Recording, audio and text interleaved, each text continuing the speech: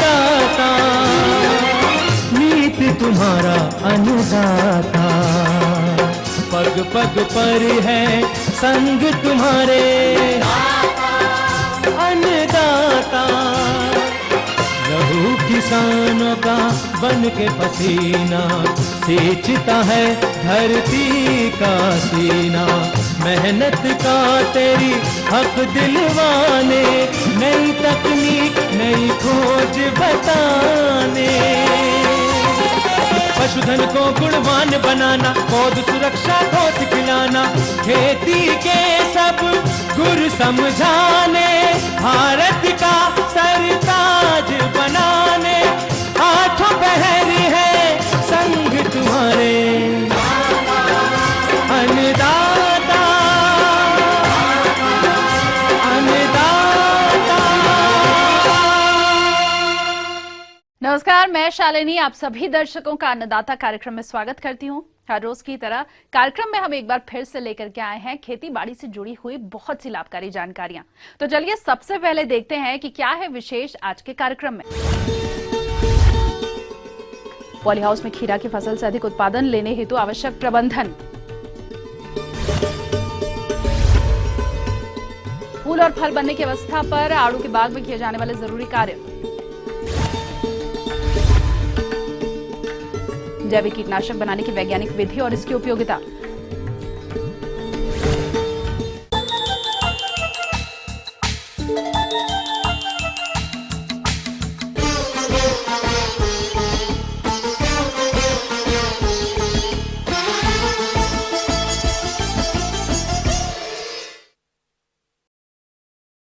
Poly house में खीरा की खेती करने से विपरीत मौसम में अधिक पैदावार और अच्छी आय मिलती है। इसकी खेती से मिलने वाले लाभ को देखते हुए प्रदेश के जो किसान भाई पॉली हाउस में खीरा की फसल लगाए हुए हैं, वो इससे अधिक उपज प्राप्त करने के लिए इसमें कौन कौन से जरूरी कार्यों को करें, इस बारे में अपने अनुभवों को बता रहे हैं राजस्थान के जिला राजसमंद के एक प्रगतिशील कृषक मोती सिंह। मैंने इस बार खीरा फसल करने का निश्चय किया और जैसा कि आप देख ही रहे हैं कि ये फसल मैंने 8 जनवरी को सीधा बीज लगाया हूँ। बीज लगाने से पहले बीज को मैंने पानी में भिगोया और बावस्टीन दवाई के द्वारा इसको उपचारित करके फिर मैंने ये बीज लगाया हूँ। खीरा के पौधों की अच्छी बढ़वार के लिए इनकी बुवाई उचित दूरी पर करना चाहिए। जैसा कि आप देख रहे हैं, यहाँ पर खीरे बुवाई जिंगजेग विधि में की गई है।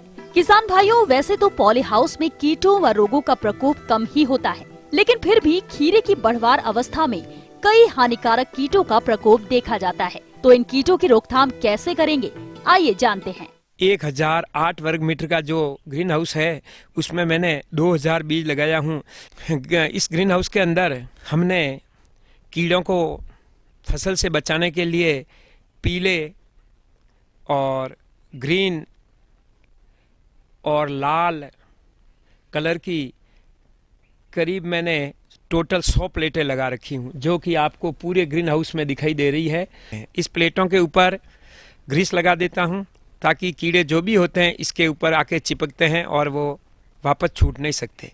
इसी के साथ हमने एक प्रकाश पास भी लगाया हुआ है, जो कि कम से कम अगर ज़्यादा कीड़े हो तो वो भी आपको आराम से इस प्रकाश पास द्वारा आराम से स्वतः ही ख़त्म हो जाते हैं। मैंने जगह जगह पर अपने देसी इलाज मुताबिक प्लास्टिक की थैली लगा के उसके ऊपर बल्ब भी लगा रखा हूँ। यहाँ पर ऊपर बल्ब लगाया हुआ हूँ और बल्ब के पास मैंने प्लेट पे ग्रीस भी लगाया हूँ ताकि कुछ कीड़े वहाँ चिपक जाएंगे। और इसके अलावा इस थैली के अंदर केरोसिन और पानी डाल रखा है ताकि जो भी कीड़े आएंगे वो इसमें गिरेंगे और केरोसिन की वजह से वो मर जाते हैं और दूसरे दिन हम इसको बाहर साफ कर लेते हैं।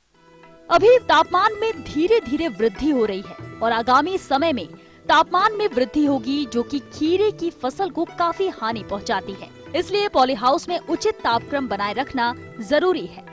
टेम्परेचर मीटर भी हमने लगा रखा है ताकि अगर पौधों को जैसे ही अभी अप्रैल मई आएगा, अगर टेम्परेचर ज़्यादा हो जाएगा तो हम इसको भी कंट्रोल कर सकते हैं और ताकि इसके उपयुक्त खीरा के लिए जो हम टेम्परेचर इनको दे सकते हैं। इसके लिए हमने फॉगर भी जगह जगह पर लगाए हुए हैं। 108 फॉगर मेरे इस ग्रीन हाउस में लगे हुए हैं। खीरे के पौधों में अनेक शाखाएं निकलती हैं, इसलिए इससे अच्छा उत्पादन लेने के लिए 1 या 2 शाखाओं को ही रखना चाहिए, बाकी शाखाओं को काट देना चाहिए, जिससे फलों की अच्छी बढ़वार हो। साथ ही शाखाएं जब बड़ी होने लगे तब इसकी शाखाओं को सहारा देना चाहिए। ये जो रस्सियाँ दिखाई दे रही है, ये रस्सियाँ है, तो इनको मदद के लिए, सपोर्ट के लिए हम ऊपर बांधेंगे। जैसे ही अभी 1 फीट का ये पौधा हो जाएगा और इसको बांध के इसके सहारे हम ऊपर ले जाएंगे। मैं कोशिश करूँगा कि इस खीरा की मैं एक ही बेल को ऊपर तक ले जाऊँगा। जो भी साइड में दूसरी टहनी निकलेगी उसको काट दूँगा, ताकि मुझे फ्रूट जो मिले वो अच्छी क्वालिटी हो, अच्छा हो और देखने में भी अच्छा लगे, ताकि मुझे मार्केट में उसका उचित भाव मिल सके। पौधों की अच्छी बढ़वार हो, इसलिए समय समय पर उचित उर्वरकों का प्रयोग करना चाहिए, जिनमें घुलनशील उर्वरकों का प्रयोग लाभकारी पाया गया है। साथ ही पौधों के विकास के लिए सिंचाई देना चाहिए। पिलाई के लिए जब तक बीज नहीं निकला था तो मैं पर डे इनको केवल 5 मिनट है जो सुबह सुबह इनको पानी पिलाता था, ताकि वो अंकुरन जल्दी हो सके। जैसे ही अंकुरन हो गया, अभी 1 दिन छोड़ के 1 दिन अभी भी केवल 5 मिनट ही इस ग्रीन हाउस में पिलाई करता हूँ, जैसे कि आपको दिखाई दे रहा है, जिससे कि पानी की बचत हो जाती है और बीच में जो जगह पड़ी है वो पानी बेकार ना जाए। हमारे किसान भाई ज़्यादातर हम देखते हैं कि पूरी बेड को गीली कर देते हैं, जिससे कि ह्यूमिडिटी ज़्यादा हो जाती है और बीमारियां ज़्यादा आती हैं। तो इस ह्यूमिडिटी आर्द्रता को कंट्रोल करने के लिए ये भी एक अच्छा इलाज है कि जितना छोटा पौधा है आप उतना ही उनको पानी दें, तो कम से कम वो पूरी मेड गीली नहीं होगी, आपकी ह्यूमिडिटी नहीं बढ़ेगी। जब आर्द्रता नहीं बढ़ेगी तो बीमारियों का प्रकोप भी बहुत कम होगा। इसके लिए कुछ ड्रिप के द्वारा मैं करीब हफ्ते में 1 बार जो करीब 3 लीटर गोमूत्र देसी गाय का, उसको ड्रिप द्वारा वेंचुरी से इसमें हम देते हैं, ताकि उससे उर्वरक, क्योंकि मैं यूरिया वगैरह डाल नहीं रहा हूँ, तो उससे नाइट्रोजन की भी पूर्ति हो जाती है और कुछ बीमारियों पे भी उस पर काबू हो जाता है।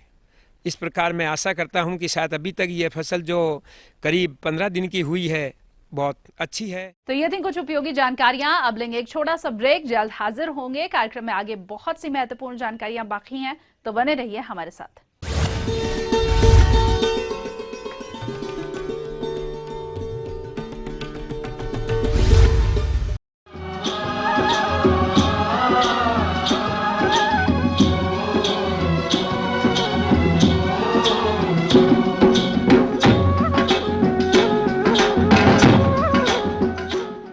ब्रेक के बाद एक बार फिर से आप सभी दर्शकों का अन्नदाता कार्यक्रम में स्वागत है। और चलिए अब बढ़ते हैं अगली प्रस्तुति की ओर।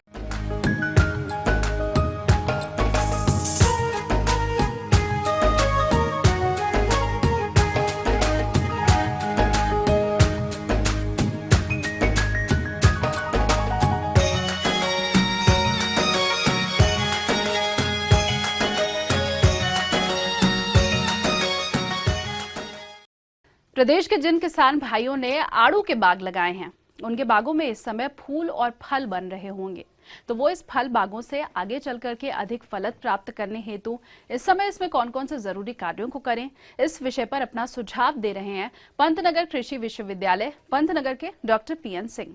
जो मैदानी क्षेत्रों में आड़ू लगा रहे हैं, इसमें जो लगे हुए हैं मैदानी क्षेत्रों के आड़ू के लिए मुख्य समस्या इसमें सिर्फ आड़ू की जो लीफ कर्ल होता है, इससे पत्तियां आती हैं, पत्तियों पे कीड़े आ जाते हैं, पत्तियां उनकी मुड़ जाती हैं। उसके लिए है तुरंत दवा डालते हैं मेटासिस्टाक्स 1.5 ml 1 लीटर पानी में घोल करके छिड़काव करते हैं, जिससे ये रोग की रोकथाम हो जाता है।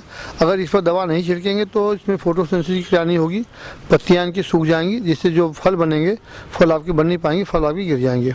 तो सबसे पहले सर्वप्रथम उपचार उनका जो है लीफ कर्लिंग करते हैं। इसके कुछ दिनों के बाद 10-15 दिन के बाद जो है, अगर बीमारी में थोड़ा बहुत असर रह जाता है या पत्तियाँ नहीं उनकी मुड़ना बंद होती हैं, तो उन्हें क्लोरिजन डालते हैं। 3.3 लीटर पानी में 1 ml क्लोरिजन डालते हैं। लगभग 15 लीटर की जो हमारी टंकी होती है उसमें 5 ml से हमारा काम चल जाता है। इसके साथ साथ इस समय फूल आ गए हैं और जो नई प्रजातियां हमारी जो निकली हुई हैं, जो कि मैदानी क्षेत्रों की प्रजातियां हैं, जैसे प्रताप है, सहानुभूति प्रभात है, अर्ली ग्रैंड है, इन प्रजातियों में फल आना शुरू हो गए हैं। तो इसमें नाइट्रोजन की मात्रा, जो पहले नाइट्रोजन की मात्रा है 1/3 भाग जो छोड़ देते हैं, इसमें उसको बेसल डोज दे देते हैं। बेसल डोज इसलिए देते हैं कि अगर स्प्रेइंग उस पर करेंगे, छिड़काव करेंगे, तो कुछ फल बन गए हैं, कुछ फूल आ रहे हैं उसमें, तो अगर उस पर छिड़काव कर देंगे तो फल नहीं बनेंगे। इसके 15-20 दिन के बाद, 15 दिन के बाद जब ये फल पूरा बन जाते हैं, पत्तियां बिल्कुल साफ साफ क्लियर हो जाती हैं, तब जो 1/3 भाग नाइट्रोजन रह जाता है उसको फिर एक बार आप बेसल डोज में देते हैं। ये मुख्य क्रिया उनकी है। लास्ट में जिस समय अप्रैल का महीना आ जाता है, उस फ्रूट बोर लग जाता है, तो फ्रूट बोरर के लिए ही पहले ही दवा डाल देते हैं आप। जिसमें फल बन रहा है, फल बनते समय ही बोर अटैक हो जाता है उनका, और जिसमें फल बनता है फल के अंदर कीड़े आ जाते हैं, तो उसको रोकने के लिए दवाई पहले डाल देते हैं। और पहाड़ी क्षेत्रों में जहाँ पर कि अभी फूल आने वाले हैं, वहाँ पर भी दवाइयों को यही स्प्रे करेंगे। जिससे पत्ती आने वाली होगी उसमें जो दवा आपको पूर्व में बताया, कोर्जिन और ये आपके मेटासिस्टार, उसका भी स्प्रे करेंगे। बीमारी में आड़ू का मुख्य उनका क्लोरोसिस, क्योंकि पीलापन आ जाता है, पत्तियाँ कहीं कहीं आयरन की क्लोरोसिस होती है, सबसे कम आयरन की मात्रा के, तो उसमें आयरन का पहले ही बेसल डोज जिंक सल्फेट के देते हैं उसको। ये तराई में ज़्यादा है, तराई में आ जाता है, और जिस समय आपके फल लग जाते हैं तो पत्तियाँ कहीं कहीं आपको देखेंगे कि बिल्कुल सलेटी रंग की पत्ती हो जाती है। आयरन की कमी होती है, तो आयरन की मात्रा थोड़ा देते हैं। और जो भी हमारे पोषक तत्व हैं, जो नाइट्रोजन, फास्फोरस और पोटेशियम ही देते हैं, लेकिन जो हमारे पोषक तत्व हैं, जो सूक्ष्म पोषक तत्व हैं, उसकी मात्रा देनी चाहिए। उसमें आयरन मुख्य है, तो आयरन का स्प्रे पहले कर देते हैं, या पहले भी कर देंगे, और बाद में जिस समय आप इस समय भी कर सकते हैं, जिसमें फल लग गया है, उसमें आयरन की क्लोरोसिस होती है, तो थोड़ा सा फल का कलर आपका अच्छा हो जाएगा। गम की तो उसकी कमी होती है आपकी बोरान की उसे आते हैं गमोप्सिस। जैसे आप कट की प्रूनिंग करते हैं, प्रूनिंग के बाद गमोप्सिस आ जाती है, उसके ऊपर गम आते हैं, तो जिस समय आप उसकी छटाई करते हैं, कटाई करते हैं, छटाई के समय उस पर कॉपर ऑक्सीक्लोराइड का लेप लगा देते हैं। लेप लगाने से हो जाता है कि उस पर लाइट का प्रभाव नहीं पड़ता, जिससे लाइट पड़ेगी उससे गम बाहर निकलता है, तो उसका गम कम हो जाता है। दूसरा यह है कि अगर इन जनरल गमोप्सिस जो है, गम की मात्रा ज़्यादा आती है कि उसमें, तो 100 ग्राम कॉपर ऑक्साइड का बेसल डोज देते हैं आप, तो उससे कम होगी। और अगर बेसल डोज आपने दिया है, अगर ज़्यादा गमोप्सिस है, तो 2.5 ग्राम कॉपर ऑक्सीक्लोराइड को 1 लीटर पानी में घोल कर उसका छिड़काव करते हैं, तब भी आपकी उसकी मात्रा कम हो जाती है, तो गम कम निकलता है। गमोप्सिस के लिए एक मुख्य चीज़ आपको है कि उसमें अलसी का तेल मिलाकर लेप लगाते हैं, अलसी का तेल और कॉपर ऑक्सीक्लोराइड को मिलाकर लगाते हैं, इससे गम की मात्रा बहुत ही कम हो जाती है। किसान भाई आलू का जो खेती कर रहे हैं, अगर आलू का जैसे ही फसल शुरू हो जाती है, जैसे ही फसल में फूल आना शुरू हो जाता है, उसी समय अगर छिड़काव कर देंगे बिल्कुल कली नहीं होगी। आगे और भी हैं कुछ रोचक जानकारियां, पर यहाँ पर रुकेंगे एक और ब्रेक के लिए, जल्द हाजिर होंगे।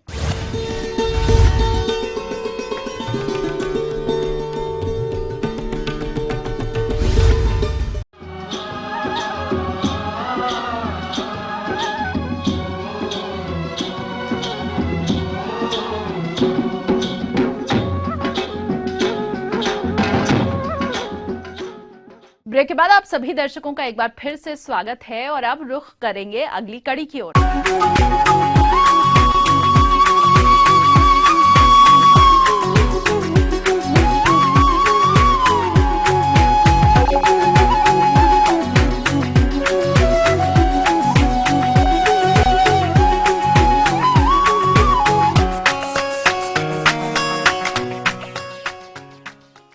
आजकल किसान भाई फसलों में कीटों के नियंत्रण के लिए विभिन्न कीटनाशक दवाओं का उपयोग करते हैं, और इन कीटनाशकों का जहरीला प्रभाव फसलों से मिलने वाली उपज पर पड़ता है, जिनको खाने से मनुष्य में कई तरह की बीमारियां देखने को मिलती हैं। साथ ही ये रसायन काफी महंगे भी होते हैं। अगर किसान भाई आप अपने स्तर पर जैविक कीटनाशकों को बनाकर फसलों में उपयोग करेंगे, तो इन सभी समस्याओं से आप छुटकारा पा सकते हैं। लेकिन आप कैसे बनाएं जैविक कीटनाशक, इस बारे में जानकारी दे रहे हैं एक कृषि विशेषज्ञ SK शर्मा।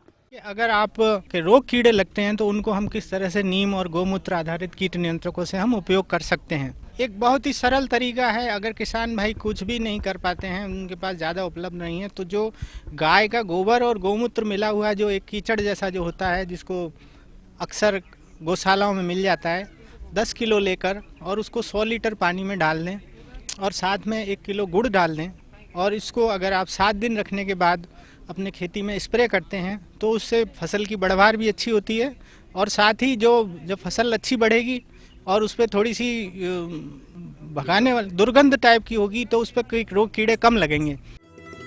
जैविक कीटनाशक किसान कम खर्च में बनाकर फसलों में उपयोग कर सकते हैं, क्योंकि जैविक कीटनाशक बनाने के लिए सभी आवश्यक सामग्री आसानी से मिल जाती है। उन्हें बाजार से खरीदने की आवश्यकता नहीं है। तो बहुत सरल प्रयोग है, हर किसान भाई कर सकता है। और आजकल हर गांव में इस तरह की गौशालाएं मिल जाती हैं जहां पर आपको इस तरह से गोबर गौमूत्र मिला हुआ कचरा मिल सकता है, कीचड़ कहते हैं कुछ लोग। उसको ला के और एक वारदाने में रख दें, टंकी में थोड़ा सा गुड़ डाल दें और 7 दिन बाद उसका स्प्रे कर दें, उनको काफ़ी फ़ायदा मिलेगा इससे। किसान भाइयों, आजकल हम खेतों में कीटनाशक छिड़कते परसों ना तो फसल को ठीक कर पा रहे हैं और साथ में खुद भी अस्वस्थ हो रहे हैं और तरह तरह के रोग हो रहे हैं और खाने वाले को भी कुछ ना कुछ रोग हो जाते हैं। इससे बेहतर है कि हम बढ़िया कीट नियंत्रक हम अपने खेत पर ही बना सकते हैं और हमारे पास साधन उपलब्ध होते हैं, इसलिए कीटनाशी बाहर से खरीदने की ज़रूरत भी नहीं पड़ती है। इसके लिए हमें बड़ा साधारण सा एक हमारा फार्मूला है कि 10 लीटर गौमूत्र और 10 किलो गोबर और उसमें हम 10 किलो नीम की पत्ती और 5 किलो आप उसमें यदि उसको और अच्छा बनाना चाहते हैं तो 5 किलो उसमें आंकड़े और धतूरे की पत्ती और मिला दें और ये कुल मिला के इसमें 100 लीटर पानी और मिला दें और 7 दिन तक इस प्रकार टंकियों को, जो कि ज़मीन में आधी गड़ी रहती हैं, छाया वाली स्थान पर बनाएं और 7 दिन बाद जब आपका कीट नियंत्रक तैयार हो जाए तो उसको छान कर और या तो स्प्रेयर में भरकर या फिर नीम की डाली से लेकर बाल्टियों में भरकर इसको छिड़क सकते हैं। इसमें 2 चीज़ ध्यान रखने वाली बात है। कीट नियंत्रक हमारे को लगभग हर 10 और 7 दिन के बाद जरूर छिड़कने चाहिए, क्योंकि कीट लगने के बाद कीट नियंत्रक इतना ज़्यादा असर नहीं कर पाते हैं। और दूसरा ये है कि कीट नियंत्रक का छिड़काव जो है शाम को 4 बजे बाद ही करना चाहिए, क्योंकि ये सूर्य की रोशनी में इनका असर कम हो जाता है और रात भर में जब हम स्प्रे कर देते हैं शाम को तो रात भर में इनका काफ़ी अच्छा असर होता है। ज़मीन से निकलने वाले कीड़े भी इससे काफ़ी कम हो जाते हैं। तो इसमें ना तो कोई ज़्यादा लागत आती है, अपने गौ पशु का मूत्र इकट्ठा करिए, लेकिन गोबर और गौमूत्र जो है वो देसी गाय का ही होना चाहिए। देसी गाय जैसे थारपारकर है, अपनी गीर, राठी, इस तरह की गायों का ही होना चाहिए। जैविक कीटनाशक का उपयोग करने से फसलों में सभी प्रकार के कीटों का नियंत्रण किया जा सकता है और कीटनाशकों के हानिकारक प्रभाव से भी बच सकते हैं। ये बढ़िया, बहुत अच्छा लाभ प्रभावकारी कीट नियंत्रक है। इससे रोग भी कम लगते हैं, क्योंकि बहुत से रोग तो ऐसे होते हैं जो कीट द्वारा ही फैलाए जाते हैं, जैसे वायरस का रोग है, आपका इसमें तिल में एक झाड़ू का रोग है, ये सभी रोग कीटों के द्वारा ही फैलाए जाते हैं। लेकिन इस कीट नियंत्रक का एक फायदा ये है कि इससे अपने जो लाभदायक कीड़े हैं, जैसे मधुमक्खी है या आपका जो लेडी बर्ड बीटल है, उन पर कोई असर नहीं होता है और वे अपना बढ़िया काम करते रहते हैं। तो एक सस्ता, सुंदर, टिकाऊ उपाय है, इसको किसान भाई अवश्य करें अपने खेत में। सभी फसलों पे इसको स्प्रे कर सकते हैं, किसी भी फसल को इसमें नुकसान नहीं है और सभी तरह के कीटों में उपयोग आ सकता है। इसका और एक फायदा ये भी होता है कि इससे फसल की बढ़वार भी बढ़ती है। तो सभी तरह से फायदेमंद चीज़ है, इसको किसान भाई अवश्य बनाएं। और इसमें हम आदान के रूप में कुछ ज़्यादा नहीं देंगे, लेकिन ज्ञान समय समय पर किसानों को जरूर देंगे ताकि वो अपने ही साधनों से आत्मनिर्भर खेती किस तरह कर सकें, वही हमारा मेन मकसद हो।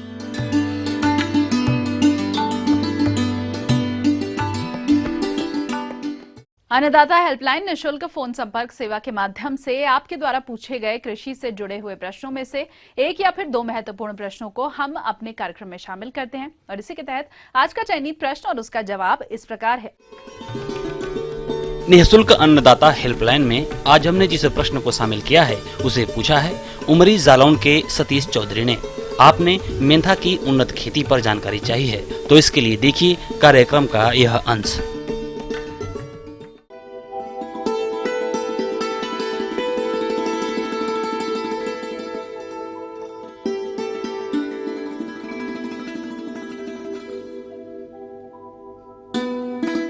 हम लोग बात कर रहे हैं मेंथाल मिंट की, जिसको बोलचाल की भाषा में लोग पिपरमिंट के नाम से जानते हैं। और ये हम उत्तर प्रदेश में करीब करीब 2.5 लाख हेक्टेयर क्षेत्रफल में इसकी खेती की जाती है। इसके अलावा बिहार और तीसरा राज्य जो है पंजाब का है, जहां पर इसकी बहुतायत से खेती होती है। पूरे देश में करीब 3 लाख हेक्टेयर में खेती हो रही है और पूरे संसार का जो उत्पादन है उसका करीब 80% हिस्सा हमारे देश में ही पैदा किया जाता है, जिसमें हमारे किसान भाई जो छोटे और सीमांत और लघु किसान हैं, जिनके पास सिंचाई की सुविधा है और जिनके पास मजदूर उपलब्ध हैं खेती में काम करने के लिए, उसको ये लोग गर्मी की फसल के रूप में बोनस के रूप में ले सकते हैं। किसान भाइयों, अगर आपके क्षेत्र में तेल निकालने की मशीन स्थापित की गई है तो आप मेंथा की खेती अवश्य करें। और यदि बड़े पैमाने पर मेंथा की खेती करना है तो आप खुद भी ये मशीन स्थापित कर सकते हैं और अन्य मेंथा की खेती करने वाले किसानों से भी लाभ कमा सकते हैं। किसान भाइयों, ये इसके लगाने का मौसम आ गया है। इस समय अब इसकी नर्सरी आप लोगों को डालनी है। ये जो दृश्य आप चित्र देख रहे हैं उसमें यह है कि इस समय नर्सरी डालना है। इसकी जड़ें, जैसा आप लोग जानते हैं कि इसकी जड़ों से नर्सरी डालते हैं। हेक्टेयर में 1 कुंटल करीब जड़ें लगती हैं। इसमें सीमेप ने, केंद्रीय औषधीय संगंध पौधा संस्थान लखनऊ ने इसमें ढेर सारी प्रजातियां उन्नत किस्म की डेवलप की हैं, जिसमें जो इस समय प्रचलित प्रजाति है वो कोसी प्रजाति है, जो पूरे क्षेत्र का करीब 80% हिस्सा केवल एक वैरायटी के तहत है। इसके अतिरिक्त सीमेप ने 2 नई जातियां निकाली हैं। इसमें एक सीमेप सरयू और दूसरे सीमेप सिम क्रांति है, जो सिम क्रांति इसी वर्ष निकाली गई है। जो हमारा आगामी किसान मेला 31 जनवरी 2016 को हो रहा है, उसमें इन किसानों को इसकी पौध सामग्री उपलब्ध कराई जाएगी। यहाँ से किसान भाई ले सकते हैं। रही बात जो नर्सरी में डालने की, आप लोगों को सावधानी बरतनी है। क्षेत्रफल 1 हेक्टेयर के लिए करीब करीब 250 वर्ग मीटर जमीन होनी चाहिए, 250 वर्ग मीटर जमीन होनी चाहिए। 1 हेक्टेयर खेत में रोपाई हेतु मेंथा की नर्सरी अर्थात रोपण हेतु पौध तैयार करने के लिए 250 वर्ग मीटर क्षेत्र यानी 1 हेक्टेयर के 40वें हिस्से पर आपको तैयार जड़ों की बुआई करनी होगी। आप जैसा धान के लिए नर्सरी डालते हैं वैसे खेत तैयार कर लें। जो जड़ है उसको आप करीब 1 से 2 इंच के टुकड़े, 1 से 1.5 इंच के टुकड़े आप काट लें। काटने का सबसे बढ़िया तरीका होता है कि जो चारा काटने की मशीन होती है उसमें एक गड़ासा निकाल दें, उसके बाद उसकी कुट्टी बना दें और खेत में पानी भरकर आप उसको गंदा कर दें। गंदा करने के बाद जब पानी सेट होने लगे या पानी नीचे बैठने लगे, उस अवस्था में इन जड़ों का छिड़काव बुरका देते हैं खेत में। और 2 दिन के बाद उसमें नारियल के झाड़ू से उनको आप जड़ों को पीट दीजिए, जिससे कि वो मिट्टी के अंदर चली जाए। और उसके ऊपर आप सड़ी हुई गोबर की खाद की करीब 1 इंच की जो सतह है, परत है, वो आप जरूर बिछा दें। उससे फायदा होता है कि उसका जमीन का तापमान बढ़ जाता है और अंकुरण जल्दी हो जाता है। और ये करीब करीब 40 दिन बाद जो है, जब पौधा 5 से 6 इंच का हो जाए, उस समय वो आपकी लगाने के लिए तैयार हो जाएगा। तब तक आपकी रबी की जो फसल है, चाहे आलू हो, चाहे लाही हो, सरसों हो, मसूर हो, वो सब तैयार हो जाएंगी। उसके बाद आप उसको मुख्य खेत में आप लगाएंगे। रही बात फिर मुख्य खेत में कैसे लगाएं? मुख्य खेत के लिए आप फरवरी से लेकर मार्च के अंतिम सप्ताह तक जब भी आपका खेत खाली हो उस समय आप इसको लगा सकते हैं। लगाने का तरीका ये है कि आप जैसा धान लगाते हैं वैसे आप खेत तैयार कर लें और क्यारियां बना लें सिंचाई की सुविधा के अनुसार। और उसमें आप फास्फोरस और पोटास, जो फास्फोरस की मात्रा है और पोटास की वो है 1 हेक्टेयर के लिए 40 किलोग्राम फास्फोरस और 40 किलोग्राम पोटास लगाने के पहले आप मतलब जब आप रोपाई करें उसके पहले आप खेत में उसको आप वो कर दीजिए, छिड़काव कर दीजिए। उसके बाद आप रोपाई करें। लाइन से लाइन की दूरी अगर आप फरवरी में लगा रहे हैं उसमें आप 45 सेंटीमीटर है या 1.5 फुट और पौध से पौध आपकी 8 इंच की दूरी पर आप या 20 सेंटीमीटर की दूरी पे लगाएंगे। जब आप मार्च में लगाएं तो जो 45 सेंटीमीटर मैंने बताई है उसको आप करीब करीब 16 इंच में ले आएं या 40 सेंटीमीटर पे कर लें और पौध से पौध की दूरी वही रखेगी जो फरवरी में लगाने के लिए होती है। अगर आपको इसका जो पेंडामिथिलिन का नामक रसायन जो इसमें खरपतवार नियंत्रण के लिए प्रयोग किया जा सकता है, उसको आप 1 हेक्टेयर के लिए 3.3 लीटर दवा 600 लीटर पानी में मिलाएं और रोपाई के तुरंत बाद उसको खेत में उसका 2 दिन के अंदर 2 से 3 दिन के अंदर उसको आप उसका छिड़काव कर दें। जितनी भी चौड़ी पत्ती वाली खरपतवार हैं वो उसमें कम से कम 45-50 दिन तक आपके खेत में नहीं आएंगे। करीब 40-45 दिन बाद इसमें एक निराई करके एक गुड़ाई अवश्य कर दें। उसके बाद फिर उसमें आप जो नाइट्रोजन देना है, अगर आप 1 कटाई लेने जा रहे हैं तो 1 हेक्टेयर के लिए 80 किलोग्राम नाइट्रोजन या उसको यूरिया के रूप में आप बदल लीजिएगा। 2.22 से गुणा करके उसको बदला जा सकता है और उसको 3 हिस्सों में डालिए। हर 15-15 दिन में आप इसको खाद का प्रयोग, सिंचाई जब नमी हो पर्याप्त उस समय इसकी आप उसका बुरकाव कर सकते हैं। बलुअर जमीन में इसमें करीब 10 दिन के 8 से 10 दिन के अंतराल पे पानी आपको देना है। पानी बहुत ज़्यादा एक साथ भरना नहीं, जैसे आप आलू में हल्का पानी लगाते हैं उसी बीच से उसमें आप हल्का पानी लगाएं। अगर आपकी दोमट मिट्टी है तो आप 12 से 14 दिन के अंतराल पर आप सिंचाई करेंगे और इस तरह से आप वो करें। और इसमें कोई खास कीड़ा या बीमारी नहीं आती है, लेकिन पिछले वर्षों में 1-2 कीड़े आए थे। सेमिलूपर आया था, बिहार हेरी कैटरपिलर आया था। तो उसके लिए आप हमारे संस्थान में एक फ़ोन कर लें, सीमैप में एक फ़ोन कर लें, हम आपको उचित रसायन बता देंगे कौन सी रसायन आपको डालना है। दुकानदारों के कहने पे आप लोग कोई इस तरह का अपने आप ज़बरदस्ती दवा मत डालें। और करीब करीब 80 से 90 दिन के बाद पौधा जो है कटाई के लिए तैयार हो जाएगा। तो 90 दिन बाद आप नीचे से इसकी कटाई कर लें। कटाई करने के पश्चात दूसरे दिन तुरंत खेत में पहले पानी लगाइएगा अगर आपको दूसरी कटाई लेना है। पानी लगाने के बाद में करीब 2-3-4 दिन के अंदर उसकी आप निराई करा दें।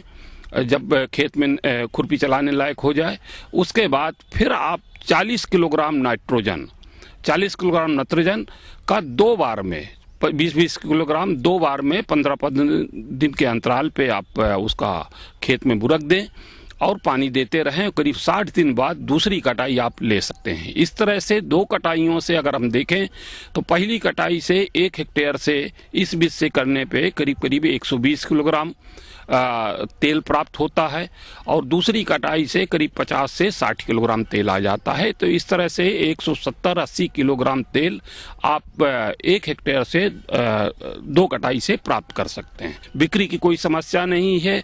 आगे इसकी खेती में जो भी समस्या आती है उसके लिए सीमैप से आप संपर्क करें। हम ये उम्मीद करते हैं कि आज का कार्यक्रम आप सभी दर्शकों के लिए उपयोगी रहा होगा। किसान भाइयों, अन्नदाता आपकी सेवा के लिए संकल्परत है। कृषि संबंधित समस्या और सुझावों के लिए आप हमें इस पते पर संपर्क कर सकते हैं। प्रोड्यूसर अन्नदाता, ETV Uttar Pradesh Uttarakhand, Ramoji film city Hyderabad 501512। साथ ही आप हमें ईमेल भी कर सकते हैं। हमारा ईमेल आईडी है annadaata.up@etv.co.in। इसके अतिरिक्त आप हमें निःशुल्क हेल्पलाइन नंबर 1800-108-4599 पर सोमवार से शनिवार सुबह 10 से शाम 4 बजे के बीच संपर्क कर सकते हैं। और आइए अब देखते हैं कल दिखाए जाने वाले कार्यक्रम की मुख्य झलकियां। गेहूं की फसल में दाना भरते समय किए जाने वाले जरूरी कार्य।